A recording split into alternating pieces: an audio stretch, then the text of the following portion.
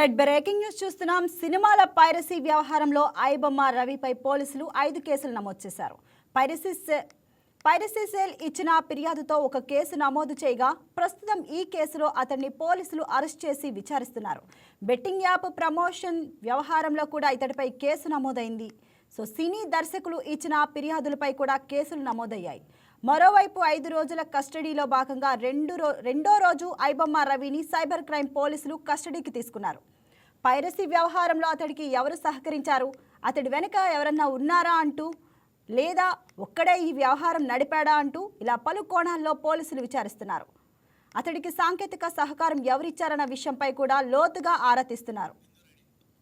దీనిపై మరింత సమాచారాన్ని మా ప్రతినిధి బిందు లైవ్లో అందిస్తారు. రైట్ బిందు, చెప్పండి. ఐబొమ్మ రవిపై పైరసీ ఏవైతే కేసు నమోదైందో, ఇంకా ఏవైనా వేరే కేసెస్ కూడా పెడుతున్నారా అతని మీద? రైట్, ముఖ్యంగా చూసుకుంటే ఐబొమ్మ రవి పైన కేసులు అయితే రోజు రోజుకి ఒక కొత్త మలుపులు తిరుగుతున్నాయని చెప్పుకోవచ్చు. దీనికి సంబంధించి సినిమాల పైన పైరసీ చేయడమే కాకుండా వివిధ లింకుల ద్వారా కూడా ఏదైతే సంబంధించిన లింకులు క్లిక్ చేస్తే బెట్టింగ్ యాప్స్ని కూడా ప్రమోట్ చేస్తున్నాడని విచారణలో తెలిసింది. ఇప్పటికే ప్రస్తుతం ఈ కేసులో అతన్ని పోలీసులు అరెస్ట్ చేసి విచారిస్తున్న నేపథ్యంలో రెండో రోజు విచారణలో కూడా కొత్త నిజాలు బయటపడ్డాయని చెప్పుకోవచ్చు.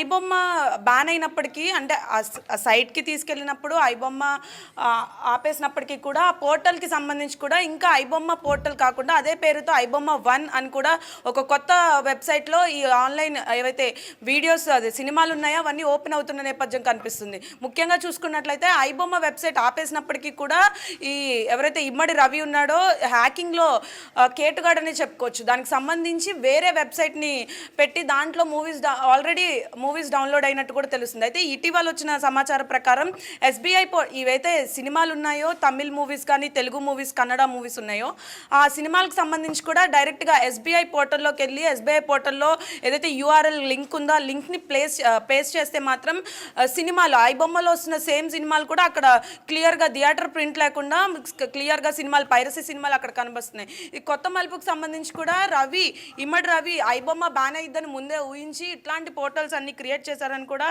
కొన్ని వ్యక్తపరుస్తున్నాయి. ఇప్పటికే ఇన్స్టాగ్రామ్ కానీ ఫేస్బుక్ కానీ చూసుకుంటే ఎవరైతే సోషల్ ఇన్ఫ్లుయెన్సర్స్ ఉన్నారో వీరు కూడా వీడియోలు తయారు చేసి పెడుతున్నారు. అది ఐబొమ్మ ఓపెన్ అవ్వకపోయినా కూడా ఎస్బీఐ పోర్టల్లో ఈ మూవీస్ అనేవి చూడవచ్చు అని కూడా చెప్తున్నారు. ఐబొమ్మ పేరు మార్చినా కూడా పైరసీ వీడియోలు ఇంకా దొరుకుతున్నాయని, ఇట్లా ఈ ప్రాసెస్ ద్వారా ఎస్బీఐ పోర్టల్లోకి వెళ్తే ఐబొమ్మకు సంబంధించి పైరసీ వీడియోలు మనం చూడొచ్చని కూడా ఈ వీడియోల ద్వారా కూడా ప్రచారమైంది. వాటిపైన క్లిక్ చేస్తే తాము పేజ్ ఓపెన్ అయ్యేలా మార్చినట్టు తెలుస్తుంది.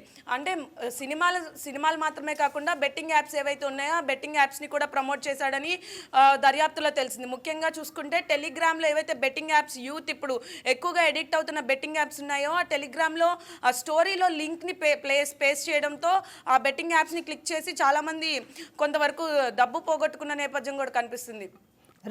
సినీ నిర్మాతలు కేసు నమోదు చేసినప్పటికీ కూడా ఐబొమ్మ ఇమ్మడి రవి మీద 5 కేసులు ఇప్పటికే నమోదయ్యాయి. దీనికి సంబంధించి సినిమాలకే కాకుండా ఈ పైరసీ వీడియోలకి మరియు బెట్టింగ్ యాప్స్ని ప్రమోట్ చేస్తున్న కేసులు కూడా నమోదైనట్టు కనిపిస్తున్నాయి.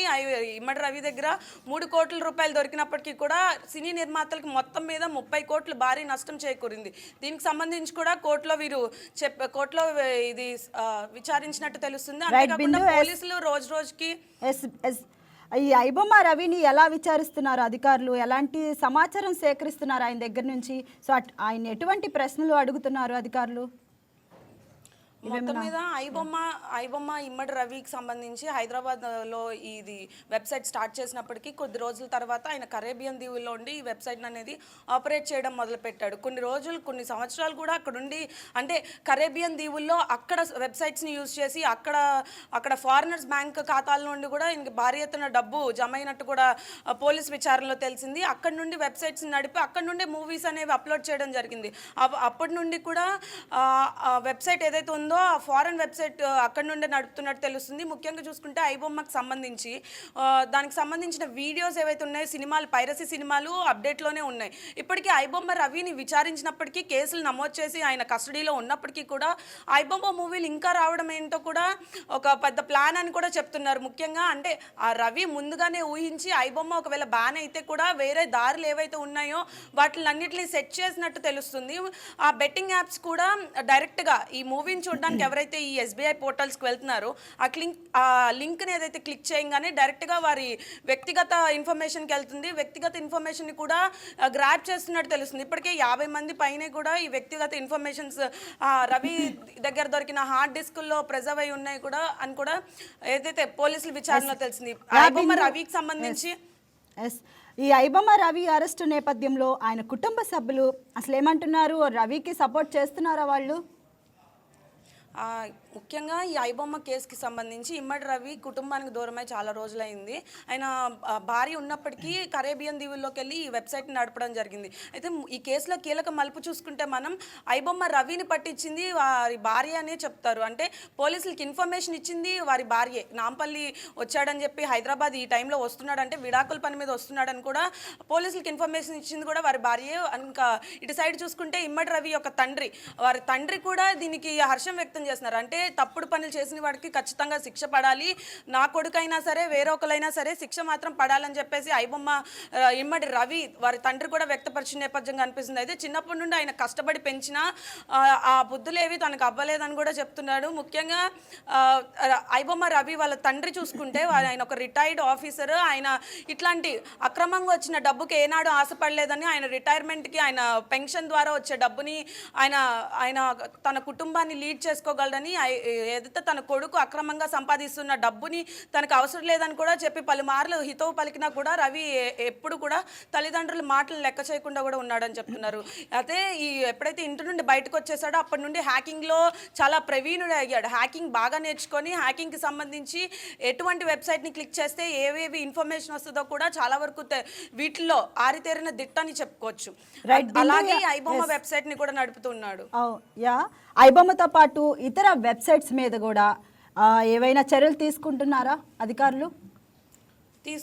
తీసుకుంటున్నారు. ముఖ్యంగా ఐబొమ్మ వెబ్సైట్ని బ్యాన్ చేశారు. అలాగే నిన్న మొన్న వచ్చిన ఐబొమ్మ 1 కానీ ఎస్బీఐ పోర్టల్ మీద కూడా చర్యలు చేపడుతున్నారు. అలాగే బెట్టింగ్ యాప్స్ని ప్రమోట్ చేసిన ప్రతి యాప్ మీద ఇప్పుడు దాకా బెట్టింగ్ యాప్స్ని ప్రమోట్ చేసిన ఇన్ఫ్లుయెన్సర్సే కానీ ఎవరైతే సెలబ్రిటీస్ మీద కూడా యాక్షన్ తీసుకున్న నేపథ్యం కనిపిస్తుంది. అలాగే ఇంత పెద్ద మొత్తంలో స్కామ్ జరిగిన ఐబొమ్మ ఇమ్మడి రవి కూడా ఇట్లాంటి బెట్టింగ్ యాప్స్ని కూడా ప్రమోట్ చేశాడు. తిన మీద కూడా కేసు నమోదు చేశారు. పైరసీ వీడియోలని తీసుకోవడమే కాకుండా ఐబొమ్మ వెబ్సైట్లో మూవీస్ పెట్టడమే కాకుండా ఇవన్నీ కూడా అంటే బెట్టింగ్ యాప్స్ని ప్రమోట్ చేయడం, ఫేక్ ఇన్ఫర్మేషన్ని చేయడం, యూత్ని ట్రాప్లో పెట్టడం, ఇవన్నీ నేపథ్యంలోనే కేసులు నమోదు చేసినట్టు తెలుస్తుంది. ముఖ్యంగా ఏదైతే బెట్టింగ్ యాప్స్ ఉన్నాయో యూత్ని తప్పుదారి పట్టించే బెట్టింగ్ యాప్స్ని ఆపేయాలని గవర్నమెంట్ చాలాసార్లు హితవు పలికింది. ఆ నేపథ్యంలో కూడా తిను కరేబియన్ దీవుల్లో ఉంటూ కూడా ఈ బెట్టింగ్ యాప్స్ని ప్రమోట్ చేశాడు. అంటే తినికి వేరే వెబ్సైట్స్ ఉన్నప్పటికీ కూడా ఆ పోర్టల్స్ నుండి లాగిన్ అయ్యి, అలాగే టెలిగ్రామ్ని క్రియేట్ చేసుకుని టెలిగ్రామ్ పోర్టల్స్లో కూడా లాగిన్ అయ్యి ఆ పోర్టల్స్లోనే ఆ స్టోరీస్లో కానీ ఆ పోర్టల్స్